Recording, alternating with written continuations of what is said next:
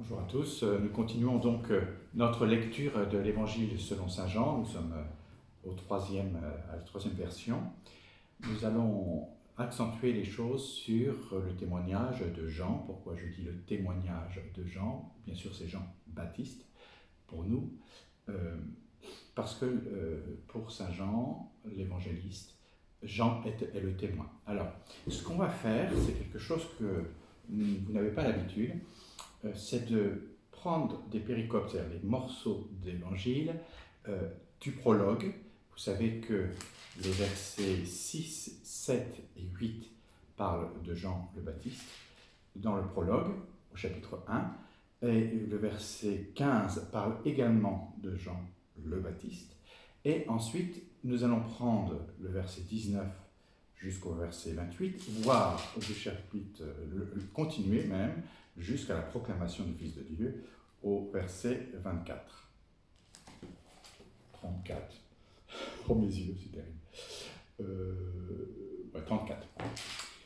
Alors, vous allez voir que quand on adjoint ces différentes parties de l'Évangile, ça forme un vrai corpus, un vrai ensemble du texte. Il y eut un homme envoyé de Dieu, son nom était Jean.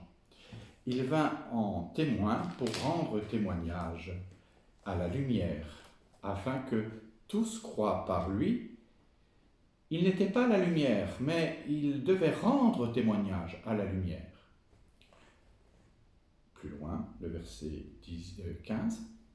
Jean lui rend témoignage et proclame « Voici celui dont j'ai dit, après moi vient un homme qui m'a devancé parce que avant moi il était. » Et voici quel fut le témoignage de Jean lorsque de Jérusalem les Juifs envoyèrent vers lui les prêtres et les Lévites pour lui poser la question « Qui es-tu » Il fit une déclaration sans restriction. Il déclara « Je ne suis pas le Christ » et ils lui demandèrent « Qui es-tu? Es-tu Élie » Il répondit « Je ne le suis pas. » « Es-tu le prophète » Il répondit « Non. » Ils lui dirent alors « Qui es-tu » Que nous apportions une réponse à ceux qui nous ont envoyés. « Que dis-tu de toi-même » Il affirma « Je suis la voix de celui qui crie dans le désert. Aplanissez le chemin du Seigneur, comme l'a dit le prophète Isaïe. » Or, ceux qui avaient été envoyés étaient des pharisiens. Ils continuèrent à l'interroger en disant « Si tu n'es ni le Christ, ni Élie, ni le prophète, pourquoi baptises-tu » Jean leur répondit « Moi, je baptise dans l'eau, au milieu de vous se tient celui que vous ne connaissez pas, et il vient après moi, et je ne suis même pas digne de dénouer la lanière de sa sandale. Cela se passait à Béthanie, au-delà du Jourdain, où Jean baptisait. Le lendemain, il voit Jésus qui vient vers lui, et il dit « Voici l'agneau de Dieu qui enlève le péché du monde. C'est de lui que j'ai dit « Après moi vient un homme qui m'a devancé, parce qu'avant moi il était. » Moi-même je ne le connaissais pas, mais c'est en vue de sa manifestation à Israël que je suis venu baptiser dans l'eau. Et Jean porta son témoignage en disant « J'ai vu l'Esprit tel une colombe descendre du ciel et demeurer sur lui. Et je ne le connaissais pas, mais celui qui m'a envoyé baptiser dans l'eau, c'est lui qui m'a dit « Celui sur lequel tu verras l'Esprit descendre et demeurer sur lui, c'est lui qui baptise dans l'Esprit Saint. Et moi j'ai vu et j'atteste qu'il est lui, le Fils de Dieu. » Des textes qui sont très forts. Alors, vous avez vu, je reprends le verset 6, 7 et 8, on l'a déjà vu la dernière fois, c'est simplement pour reconnecter. Il nous est dit que c'est un homme qui a le nom de Jean. Pour nous, on sait que c'est Jean-Baptiste, mais là, on dit Jean. Il vint en témoin, donc il témoigne, et témoigne de la lumière. Or, le Logos était la vie, était la lumière. On a vu ça au verset. Donc il témoigne du Logos, il témoigne de la lumière, afin que tous croient par lui. Il n'était pas la lumière, mais il devait rendre témoignage à la lumière.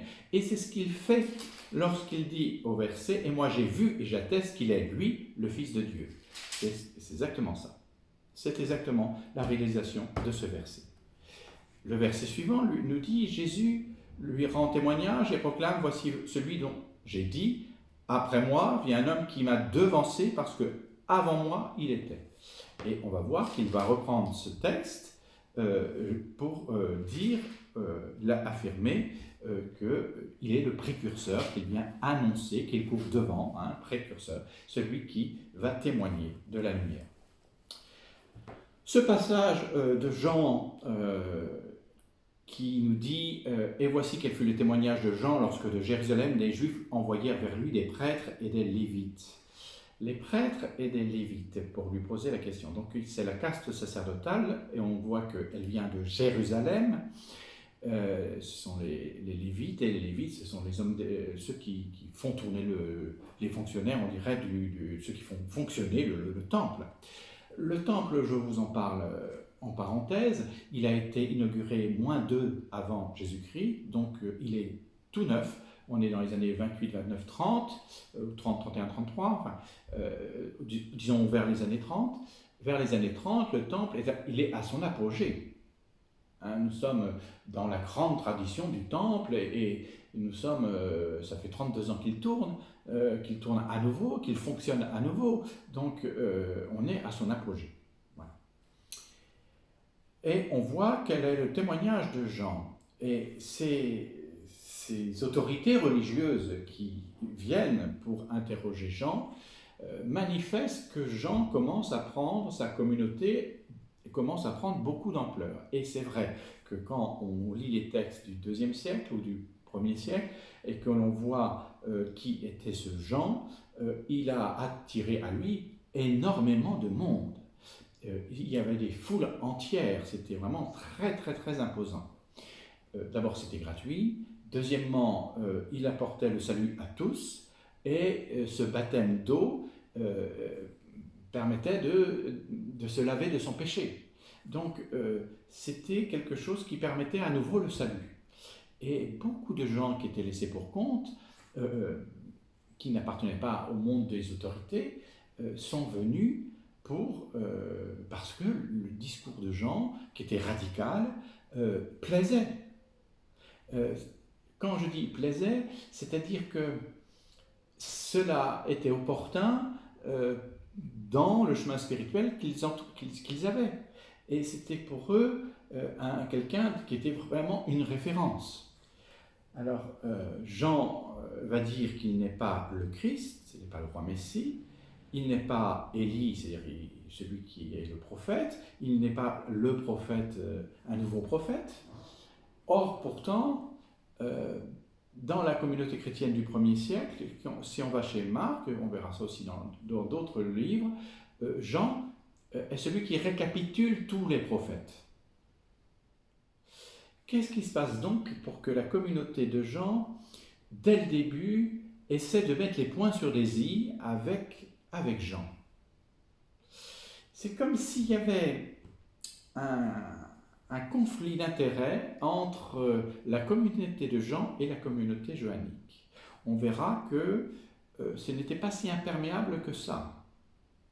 Et que les disciples de Jean, qui vont s'opposer un peu aux disciples de Jésus, vont commencer à intégrer la communauté autour de Jésus.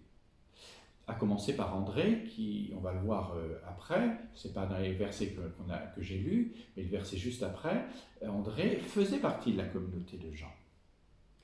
Et on voit bien que Jésus est allé aussi dans la communauté de Jean, puisqu'il a été baptisé. Donc, il y a une interaction entre cette communauté de Jean, mais ici, on veut tirer les choses au clair. Les disciples de Jean, non, Jean, il n'était pas le Christ, il n'était pas la lumière, il était le témoin de la lumière, il n'était pas le prophète, il n'était pas Élie, voilà. Donc, il n'était pas, on va aller dans la négation. Hein. Et Et on va utiliser ce terme des autorités religieuses pour redire, et ça, les synoptiques, hein, Matthieu et Marc, Luc, sont entièrement d'accord là-dessus. Ils font vraiment dire, mais qui es-tu? On va voir que c'est pour Jésus chez Marc, on dit qui es-tu, es-tu, voilà. Alors on reprend hein, le Christ ici, es-tu Élie, es-tu le prophète? Et à chaque fois c'est non. Alors qui es-tu? Parce qu'il faut apporter une réponse aux autorités, il faut qu'ils fassent leur rapport, n'est-ce pas? Et qu'est-ce que tu dis de toi-même? Qui es-tu, quoi?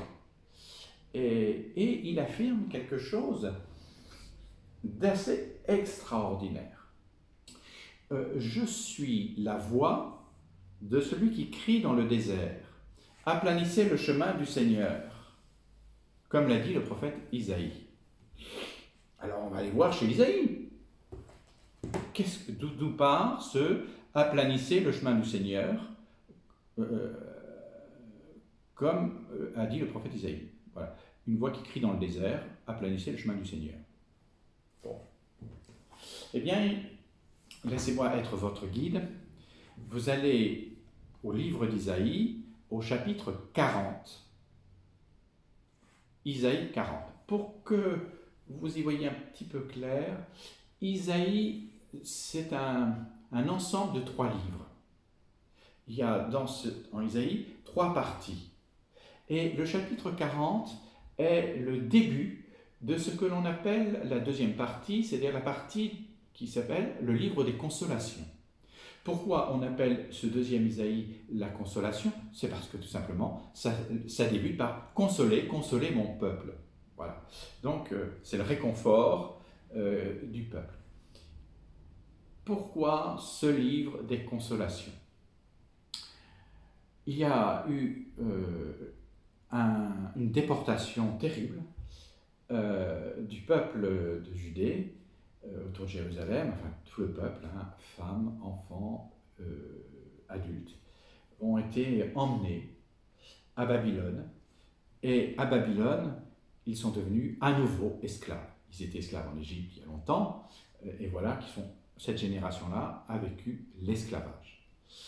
Un esclavage qui était assez difficile parce que les familles étaient séparées, on pouvait être esclave dans l'administration, dans des choses un petit peu plus élevées, mais on était esclave surtout pour tout le travail de terrassement, le travail dur au soleil. Et quand vous allez entendre et que vous avez ici aplanissé le chemin du Seigneur, quand on me dit rabaisser les collines, raser les collines, que tous les vallons soient comblés, combler les vallons, ce ne sont pas des formules poétiques. Il faut faire attention. On n'est pas du tout dans la poésie. On est dans le travail de ce qu'il y a de plus hard, le plus difficile. Et pour des questions d'événementiel, on dirait ça aujourd'hui, des questions de rentrée, de triomphe du roi de Babylone, on organisait des grands spectacles. Et le spectacle, c'était de préparer un long chemin pour dire la gloire du roi. Et donc, il fallait tracer ce chemin. Il fallait donc préparer ce chemin. Quand on dit préparer le chemin, c'est préparer le chemin du roi de Babylone, pour qu'il fasse son triomphe. Et s'il y a des vallons, on abat, on creuse et on abat, hein, c'est un travail de terrassement. On retire le vallon et la terre en trop, on le met là où il y a des creux, où il y a des vallons, on les comble. Et on fait une ligne droite. Et on va aborder ça d'ornementation végétale pour que ça soit sublime. Qui fait ça? Les esclaves. Qui sont les esclaves? Eh bien, parmi les esclaves, il y a ceux d'Israël. Et Isaïe fait partie de ces esclaves. Et il va chanter la gloire du Seigneur. Et ce qui est sublime, je ne dis pas beau, hein, je dis sublime, ce qui est grandiose, ce qui est incroyable, enfin vraiment sublime, c'est sa foi. Je dis bien sa foi, sa confiance dans le Seigneur. Alors qu'il creuse, alors qu'il manie la pelle, je dirais, au soleil, enfin, qu'il est dans la peine, lui, il prie. Et il va regonfler le moral de ses troupes. Il va regonfler le moral des esclaves d'Israël. Il va prendre le concret de leur vie, le travail de terrassement. Il va prendre ce travail-là pour louer le nom de Dieu. Mais pas le Dieu de Babylone. Pas le roi de Babylone. Le roi d'Israël. Il ne perd rien, pas un iota de sa foi au Dieu d'Israël. Au contraire, c'est le Dieu d'Israël qui suscite en lui cette force de caractère, cette espérance envers et contre tout, qu'un jour le Seigneur va les ramener en Israël. Et maintenant que vous savez que c'est des esclaves qui prient de toute leur foi, leur confiance, vous allez entendre ce travail de terrassement pour qui il est. C'est un chant de résistance. Ils sont en train de résister à ceux qui les rendent esclaves. C'est un chant vraiment de résistance. Réconfortez, réconfortez mon peuple, dit votre Dieu. Parlez au cœur de Jérusalem et proclamez à son adresse que sa corvée est remplie, que son châtiment est accompli, qu'elle a reçu de la main du Seigneur 2 fois le prix de toutes ses fautes. Une voix proclame, voilà la citation, une voix proclame, dans le désert, dégagez un chemin pour le Seigneur.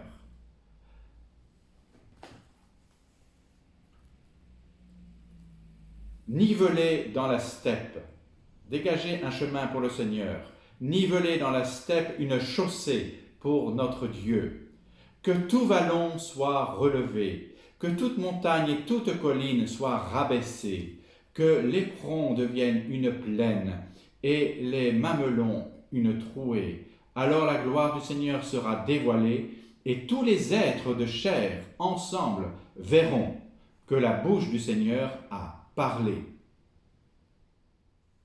On pourrait continuer encore plus, mais la gloire du Seigneur sera dévoilée et tous les êtres de chair ensemble verront que la bouche du Seigneur a parlé, la parole, le logos. Donc, vous sentez ce chant des résistants, qui a la résistance de la foi, de l'espérance dans la galère la plus complète. La galère la plus complète. Alors, quand il dit qu'il n'est pas le Christ, quand il dit qu'il n'est pas le prophète, qu'il n'est pas Élie, et qu'il leur dit « Je suis la voix de celui qui crie dans le désert », donc le désert de Babylone. Aplanissez le chemin du Seigneur, comme l'a dit le prophète Isaïe. Il leur rappelle ce chant des résistants. Il leur rappelle la foi. Et donc lui, il est le résistant pour dire que le Messie roi va venir. Car c'est le chemin, il prépare le chemin de Dieu d'Israël.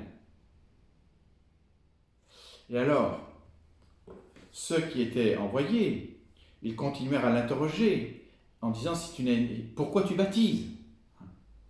Et là, il va témoigner. Je baptise dans l'eau du Jourdain. Au milieu de vous se tient celui que vous ne connaissez pas. Or, celui qu'on ne connaît pas, c'est celui qui va être béni au nom du Seigneur quand il viendra. On bénira son nom. Et bénir le nom, c'est dire le nom de Dieu. C'est que Dieu va venir, le Messie roi va venir. Et on ne le connaît pas. Pourtant, il est au milieu de nous. Il vient après moi, et vous voyez, là, c'est exactement la reproduction du verset 15. Voici celui dont j'ai dit, après moi vient un homme qui m'a devancé, parce que avant moi il était. Et là, il dit, il vient après moi, et je ne suis même pas digne de dénouer la lanière de sa sandale. Et là, il y a un code.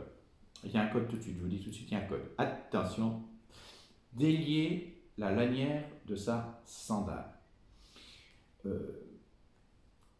Qui dénoue la lanière de la sandale du maître? D'abord, l'épouse, celle qui est dans l'intimité du maître. Ou alors, la servante ou le serviteur. Je ne suis même pas digne d'être du peuple qui est l'épouse de Dieu, comme dirait Osée, hein, ou je ne suis pas digne même d'être son serviteur. Je ne suis pas digne de dénier la lanière, donc je ne suis pas digne d'être le serviteur, lui le grand Jean-Baptiste. Il n'est pas digne d'être le serviteur, lui que Jésus va dire qu'il est le plus grand des grands. Il n'est pas digne de dénuer parce que lui baptise dans l'eau. Eh bien, sachez que nous, qui avons été baptisés dans l'Esprit, nous n'avons pas la dignité uniquement, nous avons le devoir de délier la sandale de notre Maître.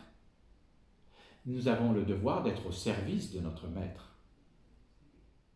Vous voyez, il est là comme le précurseur, l'annonceur, celui qui dit. Mais il n'est pas là, il n'a pas encore l'honneur de le servir. Il n'aura pas l'honneur de le servir, en tout cas. Il accomplit sa mission qui s'arrête juste au moment où va commencer celle de Jésus. Il faut que je décroisse pour que l'autre puisse croître. Il faut que je m'abaisse pour qu'il grandisse. Voilà. Le lendemain, il voit Jésus qui vient vers lui. Alors ça, c'est très beau. Vous voyez que c'est le lendemain, on passe à un autre jour. Il y a le jour de l'interrogation, du qui suis-je, qui es-tu, et je ne suis pas digne de servir. Et il annonce qu'il voit venir, mais il est au milieu de vous, mais vous ne le connaissez pas, et moi je ne suis pas digne. Et là, le lendemain, il va le voir face à face. Il voit Jésus qui vient vers lui et dit, il n'a pas à lui demander son nom. Jésus et Jean se connaissent. C'est saint Luc qui nous le dit que dans le sein de leur mère, les deux enfants ont tressailli de joie. Ils ont peut-être même grandi plus ou moins ensemble. Ils sont des cousins. Ils sont de la même famille.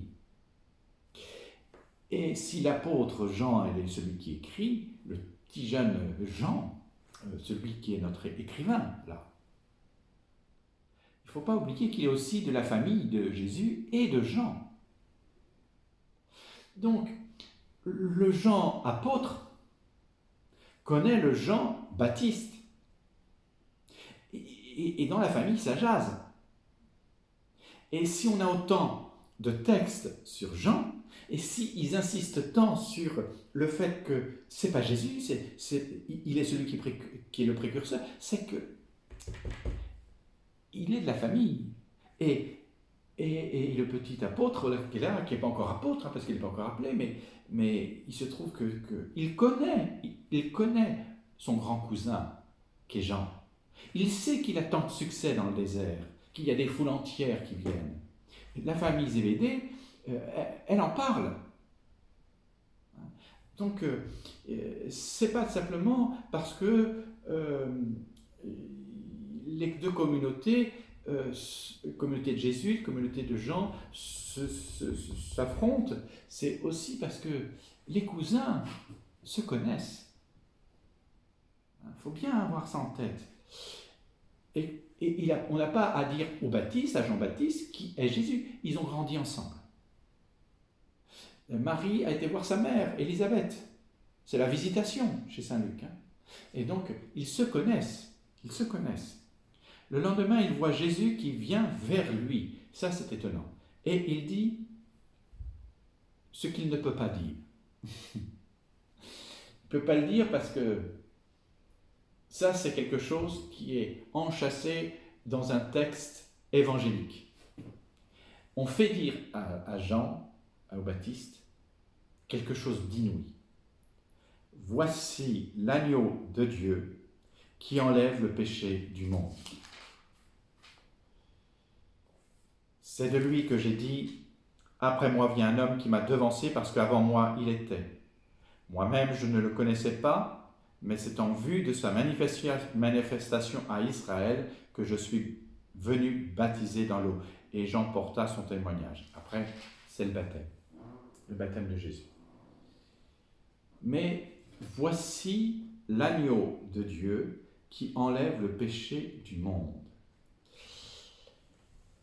Je vais m'arrêter sur cette phrase parce que à chaque fois qu'on célèbre la messe, nous chantons l'agneau de Dieu qui enlève le péché du monde, prends pitié de nous, donne-nous la paix. Et le prêtre, dans l'invitatoire de la communion, vous dit la même chose. Vous dit, heureux les invités au repas du Seigneur, voici l'agneau de Dieu qui enlève le péché du monde. Ça nous vient vraiment de Jean.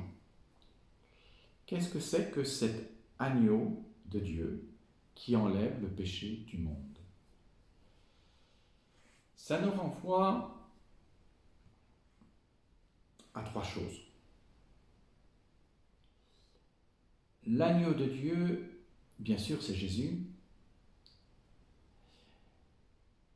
C'est Dieu qui pardonne les péchés du monde. Il enlève les péchés du monde.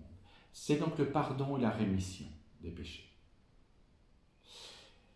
Quand on fractionne l'hostie,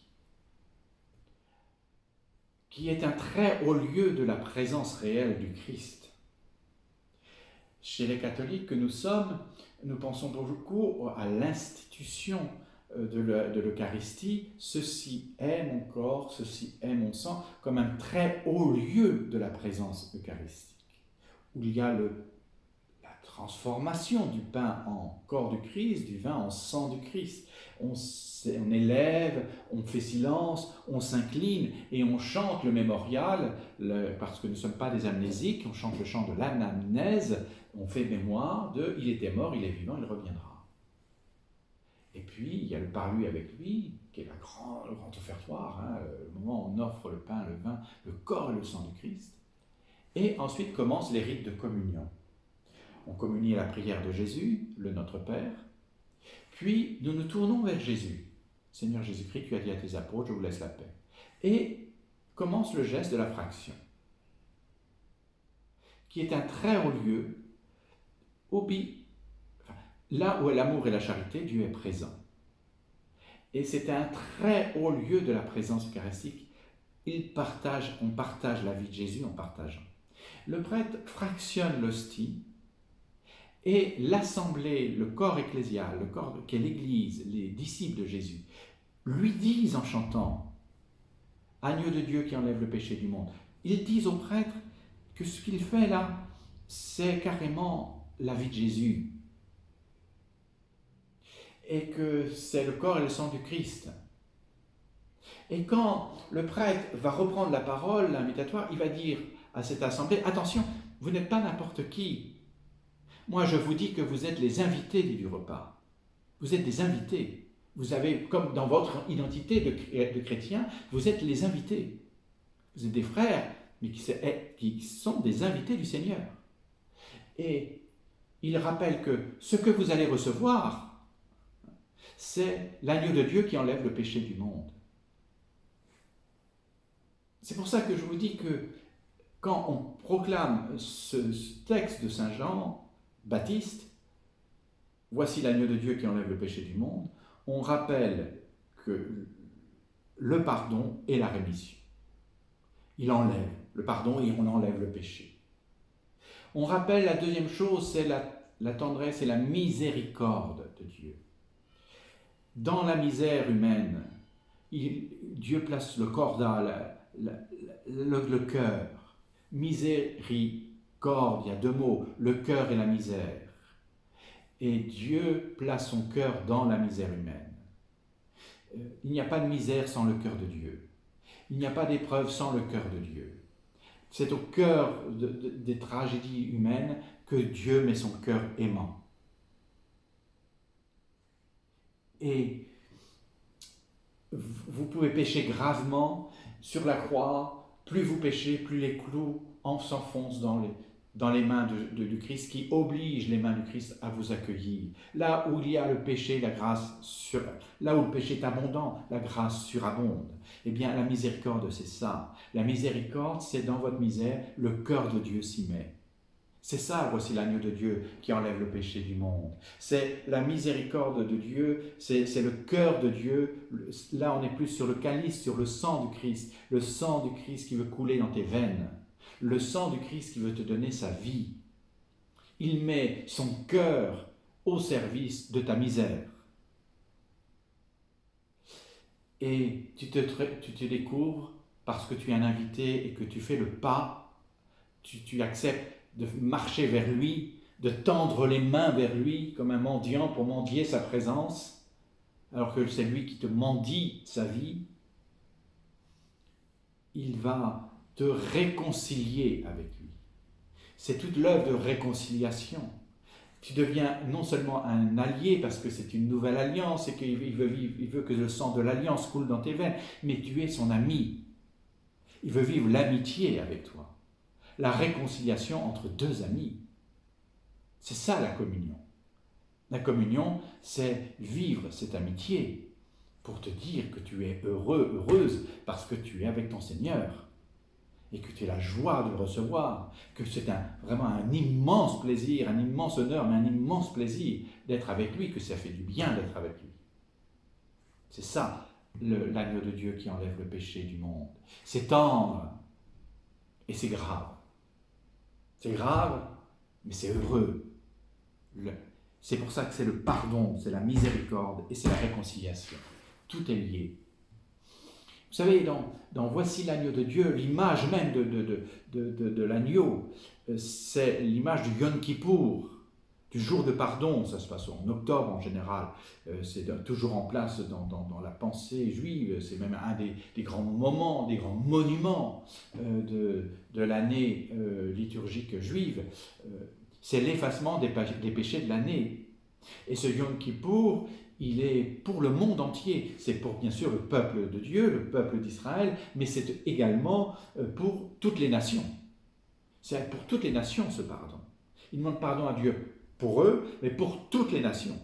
Ça rejaillit sur nous tous, ce pardon qu'Israël reçoit du Seigneur. Eh bien, il nous rappelle que Dieu se tient sur le trône du jugement. Et il tient sur ce trône de jugement pour juger les actions de l'année écoulée. N'oublions pas que nous disons que Jésus est assis à la droite du Père et qu'il reviendra pour juger les vivants et les morts. Donc, ce trône du jugement, là où il est élevé entre ciel et terre, pour Saint Jean, c'est la croix. La croix, c'est le lieu du trône où il est assis pour juger le monde. Le pardon est manifesté par un sacrifice au temple. Pour que ce sacrifice au temple soit parfait, il faut que le sacrificateur, le sacrifiant, soit en état de pureté parfaite. Il faut qu'il passe par des bains de purification, il faut que son linge soit pur et il faut que sa pensée soit pure. Donc il faut que le sacrifiant soit en état de pureté parfaite. Et il faut que l'animal sacrifié soit sans tache, que lui aussi soit parfait. S'il y a un écrit qui nous permet de comprendre cette pensée de l'agneau de Dieu qui enlève le péché du monde, c'est l'Épître aux Hébreux. L'Épître aux Hébreux, si vous allez au chapitre 10, mais déjà au chapitre 7, 8, 9, 10, 11, 12, enfin, le corps même de l'Épître aux Hébreux vous dit que le temple c'est Jésus, que le sacrifice c'est Jésus, celui qui est le sacrificateur, celui qui est le sacrifiant, celui qui est le sacrifié, enfin, c'est Jésus. Et que c'est une offrande parfaite, c'est Jésus. Jésus est le sacrificateur et l'agneau sans tache. De plus, il est assis sur le trône du pardon, sur la croix. Tout ce vocabulaire sacrificiel, n'oubliez jamais ça. Le vocabulaire sacrificiel est un langage qui est au service d'un message. Je répète ça, le vocabulaire sacrificiel est un langage, une manière de dire, mais c'est pour servir un message. Quel est ce message? Que Dieu ait pardon et rien ne peut le faire quitter ce trône. Il ne peut pas quitter le trône du pardon. Il repose sur un acte posé quand il a fait sur la croix l'acte du pardon. Pardonne-leur, ils ne savent pas ce qu'ils font. C'est le jugement de Dieu. Et là, il y a quelque chose de très fort quand vous dites « Voici l'agneau de Dieu qui enlève le péché du monde ». Vous redites que c'est le mystère de la croix, c'est là où Dieu se donne, et c'est Dieu qui donne sa vie. C'est pas pour rien que la liturgie reprend ce chant de l'agneau au moment où on partage sa vie. C'est pas pour rien que le prêtre dit que vous êtes des invités, que voici l'agneau de Dieu qui enlève le péché du monde. On est comme Jean-Baptiste. Mais on n'est pas comme Jean-Baptiste. Le service est plus grand que Jean-Baptiste. Parce que là, nous servons la réconciliation avec Dieu. Vous êtes des alter Christi, des autres Christ. Et vous êtes d'autres Élie. Et à la question « Qui es-tu » Je ne suis pas le Christ. Si, tu es un alter Christi. Es-tu Élie? Oui, tu as la dignité de prophète où tu annonces que Jésus a réconcilié le monde entier avec lui. Es-tu le prophète? Eh bien oui, tu es un prophète parce que tu es un alter Christi. Ça, on le doit à Jésus. Vous voyez tout ce qu'on peut dire sur, et on peut développer encore bien plus encore sur « Voici l'agneau de Dieu qui enlève le péché du monde. Après moi vient un homme qui m'a devancé parce qu'avant moi il était, je ne reviens pas sur cette question parce que c'est le précurseur, hein, c'est pour le dire qu'il est bien plus grand que moi. Mais regardez la manière dont a orchestré dans son évangile Jean le fameux baptême du Christ qui ouvre tous les évangiles. Que ce soit Marc, Matthieu, Luc, tous les évangiles commencent vraiment, le ministère public va commencer toujours par le baptême dans le Jourdain, le baptême de Jean qui baptise Jésus. Pourtant, Jean est le baptiseur, il devrait avoir autorité sur le baptisé. Eh bien non, il annonce qu'avant moi il était.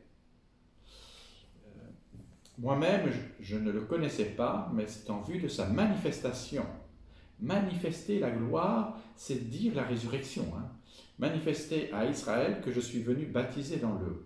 Et Jean porta son témoignage en disant, il dit ceci, « J'ai vu l'Esprit, telle une colombe, descendre du ciel et demeurer sur lui. Et je ne le connaissais pas, mais celui qui m'a envoyé baptiser dans l'eau, c'est lui qui m'a dit, celui sur lequel tu verras l'Esprit descendre et demeurer sur lui, c'est lui qui baptise dans l'Esprit Saint. Et moi j'ai vu et j'atteste qu'il est le Fils de Dieu. » D'habitude, le baptême, c'est une théophanie. On voit comme une colombe et une voix du ciel ou de la nuée, chez Saint Marc c'est de la nuée, une voix qui se fit entendre. Celui-ci est mon fils bien-aimé, écoutez-le. Ici, on n'est pas dans une théophanie, on n'est pas dans une manifestation divine, on est dans le témoignage, dans un témoignage. C'est Jean qui nous dit ce qu'il a vu. Il a baptisé Jésus et voilà ce qu'il a vu. Alors c'est un témoin privilégié puisque c'est lui qui l'a baptisé. Et il dit, comme les autres évangiles, « J'ai vu l'Esprit tel une colombe descendre du ciel et demeurer sur lui. » Alors, nous avons cette colombe qui est évidemment reprise dans différentes parties de la Bible, mais le plus fameux, c'est cette colombe qui est liée à l'alliance, à une nouvelle alliance, qui est dans le livre de la Genèse, dans l'épisode de Noé, qui est sur son arche avec tous les animaux, mâles et femelles, et il envoie un corbeau qui est le signe du prophète. Hein. Attention, les corbeaux ne sont pas les signes de champ de bataille de Victor Hugo. Hein. Victor Hugo nous a mis en tête que l'animal est un peu négatif. Non, le corbeau, pour la Bible, attention, c'est le signe des prophètes. Il envoie le prophète et le corbeau revient sans rien, donc c'est toujours le déluge. Et pour pouvoir signer la fin du déluge, il envoie une colombe qui revient avec son rameau d'olivier, et c'est là que Dieu se manifeste, et dit qu'il met son arme, il dépose les armes et il met son arc-en-ciel. Et l'arc-en-ciel est le signe de l'alliance entre la lumière et les ténèbres, entre le céleste et le terrestre. Eh bien ici, nous avons cet esprit telle une colombe descendre du ciel et habiter sur lui, demeurer sur lui, habiter en lui. On peut aller, c'est le don de l'esprit en fait.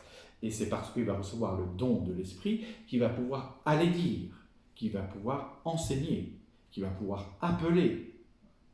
Il appellera tout de suite ses disciples, et il va faire ensuite les 7 signes, les 7 miracles, les 7 signes. Et donc c'est parce qu'il reçoit l'esprit, il est intronisé dans ce rôle de roi Messie. Il va établir le Basilia Tuteul, le règne de Dieu, le règne de Dieu, je vais dire ça comme ça, et puis le royaume de Dieu, le royaume des cieux, et puis il va dire toutes les paroles de révélation qu'on va entendre dans cet évangile. Et il y en a énormément.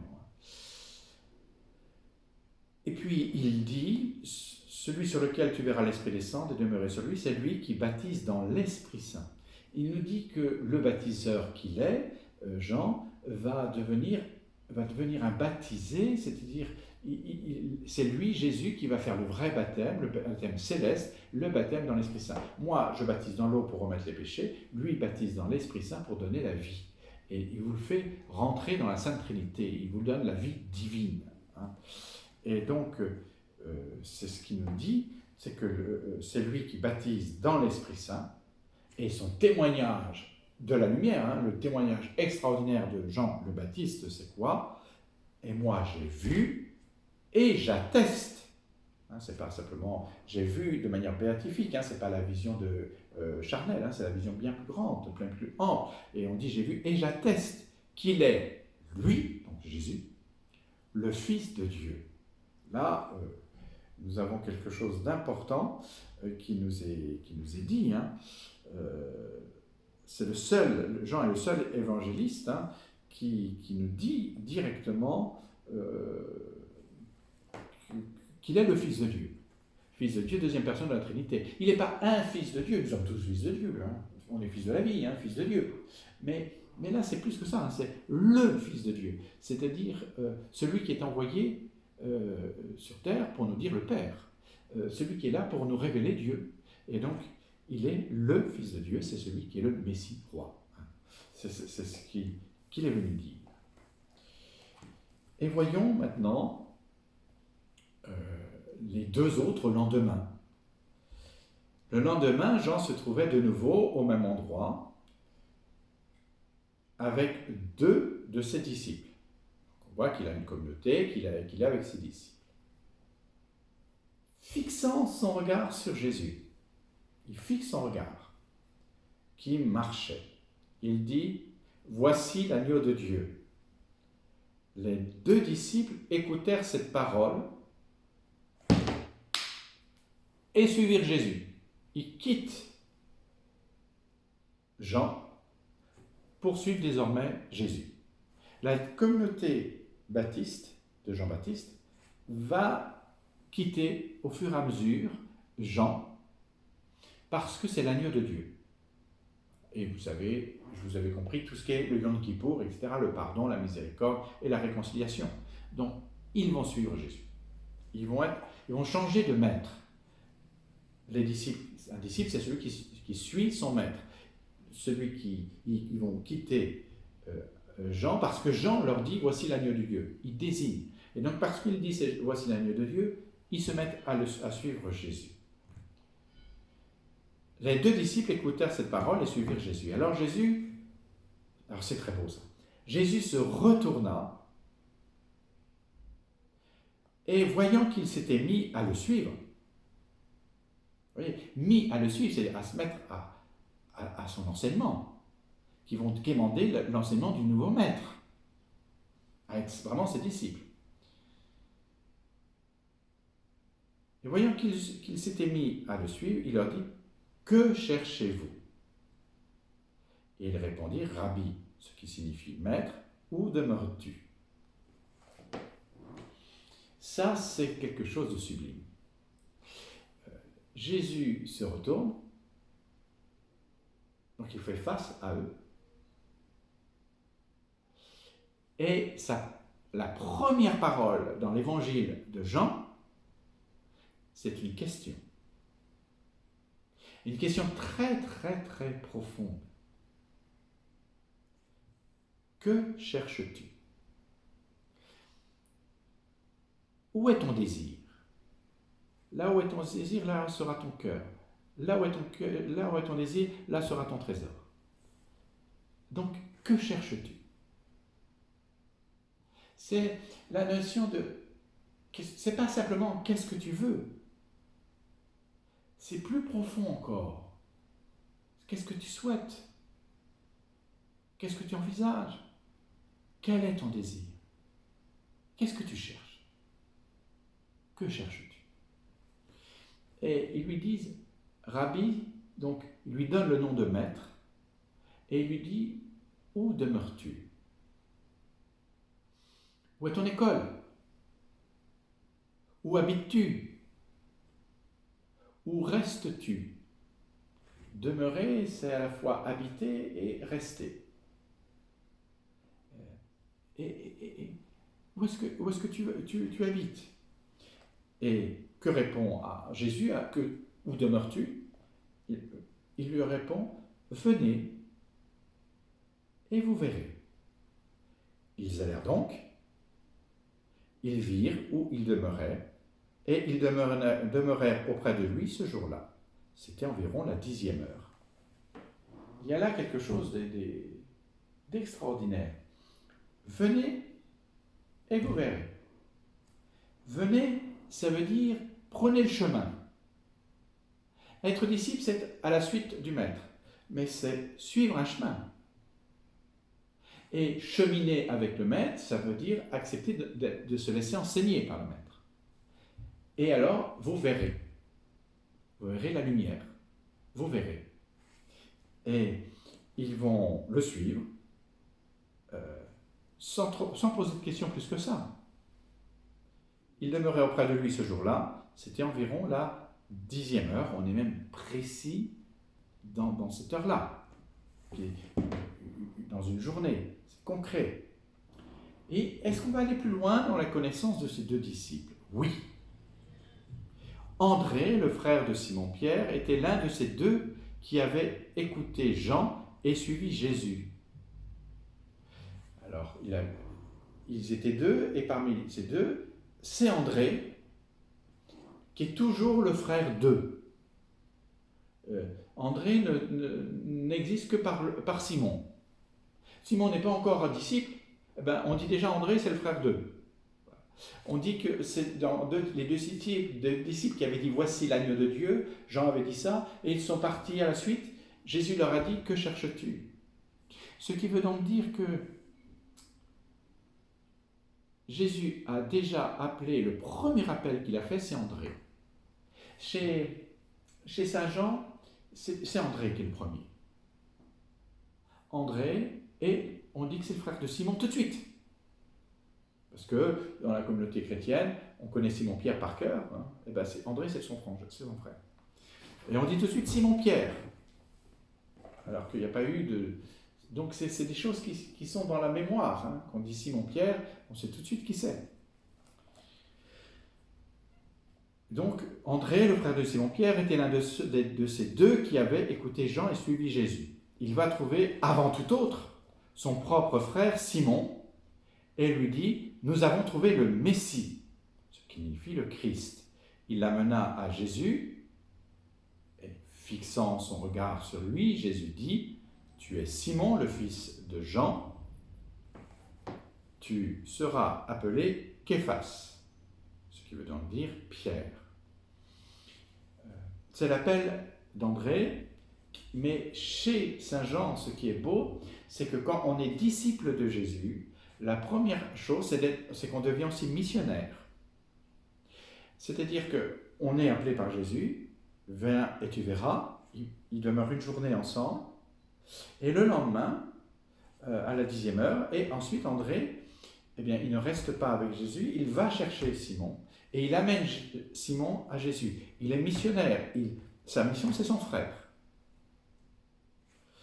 Et voilà que Jésus, regardez, fixant ce regard. Alors, chez Saint Jean, on l'aura beaucoup, ça. Fixant son regard. Quand il fixe son regard, c'est qu'il s'attache à la personne. C'est le regard de l'âme. Hein.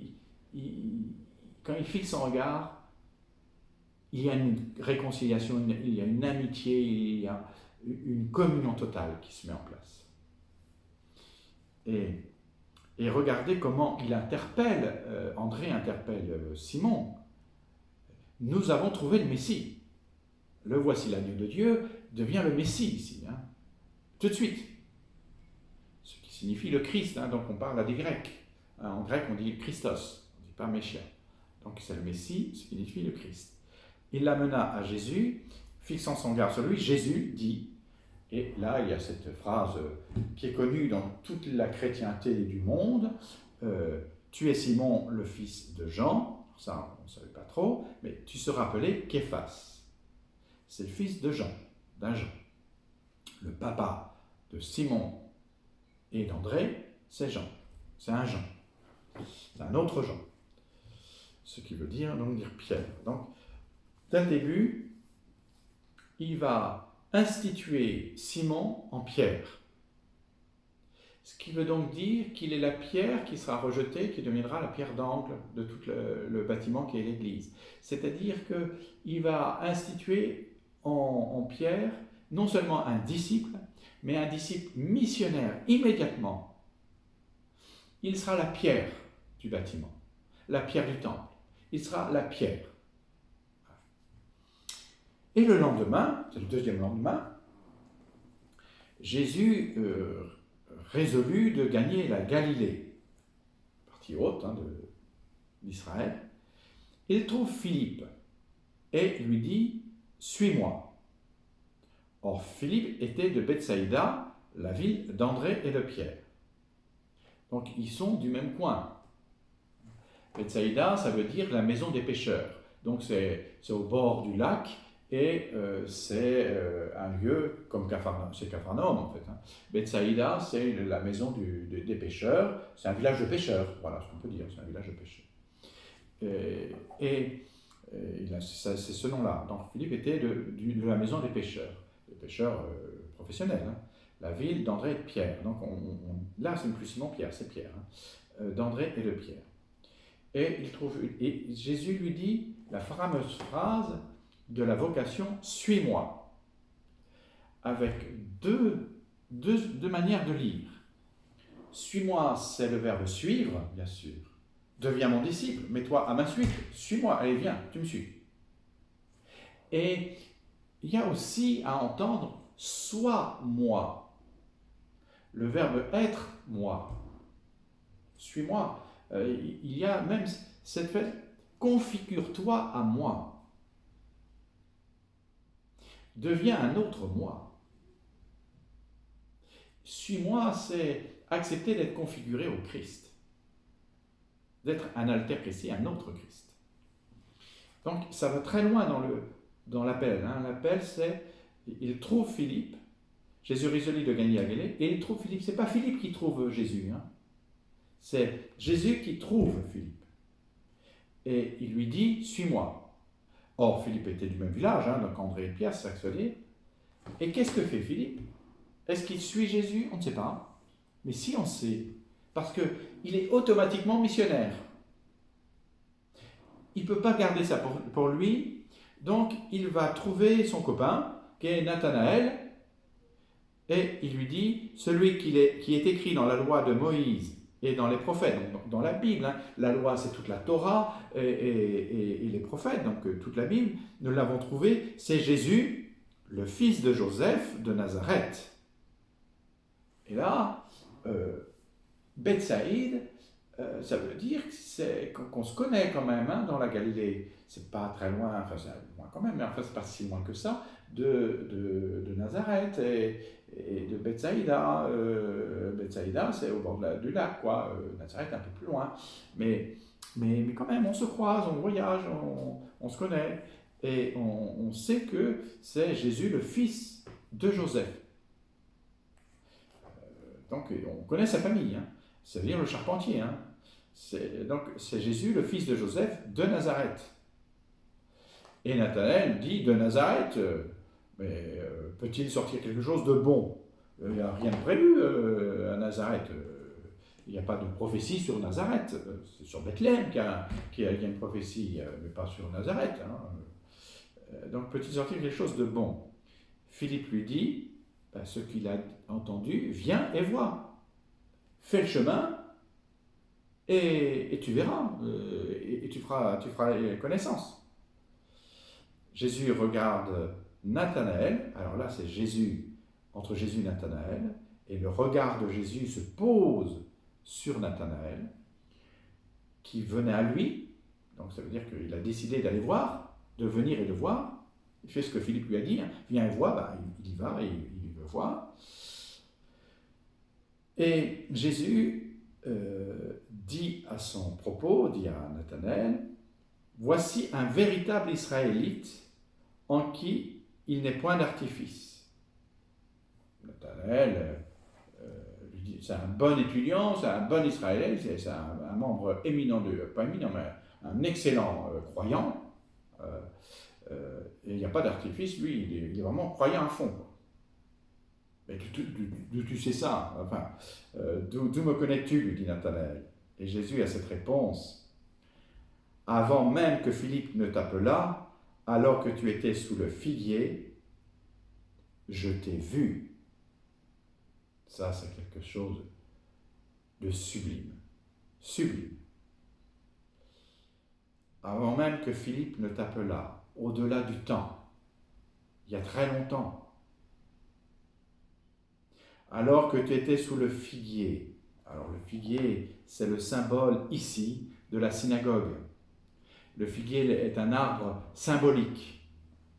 C'est le symbole du peuple à un autre endroit. Ici, c'est le symbole de la connaissance de la synagogue, de la connaissance de la parole de Dieu. Donc avant que tu connaisses la Bible, pendant ton apprentissage de la Bible même, pendant que tu étais sous le figuier, pendant que tu étudiais la parole de Dieu, je t'ai vu, je t'ai touché de mon regard.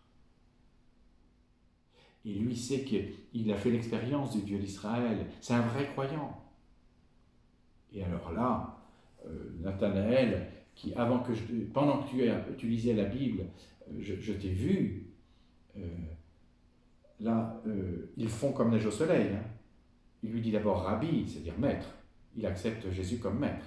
Rabbi, tu es le Fils de Dieu. Tu es le roi d'Israël. Donc il est le roi Messie. Et il est Dieu en personne. Et Jésus lui répond à cette profession de foi, qui est une vraie profession de foi.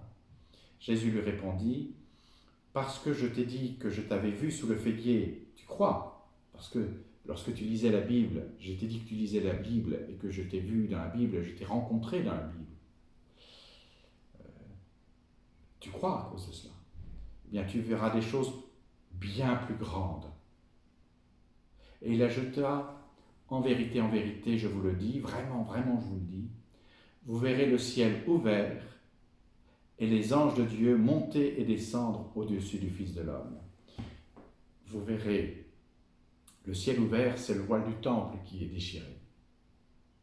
Et monter et descendre, vous verrez les anges de Dieu, c'est-à-dire vous verrez le Fils de Dieu être intronisé en présence du Père, assis à la droite du Père. Monter et descendre, servir le Fils de l'homme.